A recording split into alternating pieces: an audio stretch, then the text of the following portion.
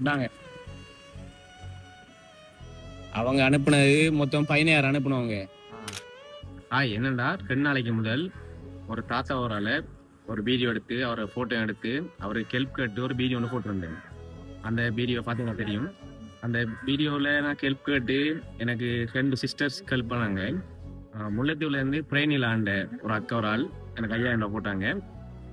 ஆஸ்திரேலியாவிலேருந்து ஃப்ரெஷ்ஷா 2 அக்கா ஒரு ஆளும் 10,000 போட்டிருந்தாங்க. 2 பேரும் சேர்ந்து ஒரு 15,000 காசு போட்டிருந்தாங்க. அவங்க போட்ட காசை வச்சு அந்த தாத்தாவுக்கு ஏதாவது ஹெல்ப் பண்ணலான்னு பார்த்தேன். என்ன தேவைன்னு கேட்டேன் நான் வச்சேன்.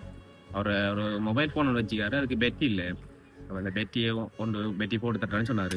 டெய்லி யூஸ் பண்ணுற அவர் பைசைக்கிளுக்கு டயரும் டீப்பும் பிரச்சனைன்னு சொன்னார்.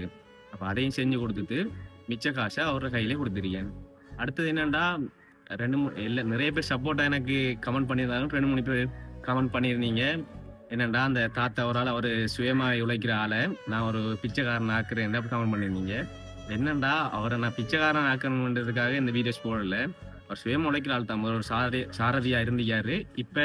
அவர் இப்பயும் வேற கையேந்தாம அவர் சொந்த காலில் நிற்காரு. இருந்தாலும் அவருக்கு என்னன்னு சொல்றேன், சில சில தேவைகளை அவர் நிறைவேற்றுறதுக்கு அவர்கிட்ட காசு இல்லாம இருக்கு. அந்த தேவையை நிறைவேற்றுறதுக்கு நான் ஹெல்ப் பண்ணணும்னு பார்த்தேன். என்னட்ட அந்த அளவுக்கு அவரை தேவை நிறைவேற்றி கொடுக்குற அளவுக்கு என்னட்ட அந்த அளவுக்கு பணம் இல்லை.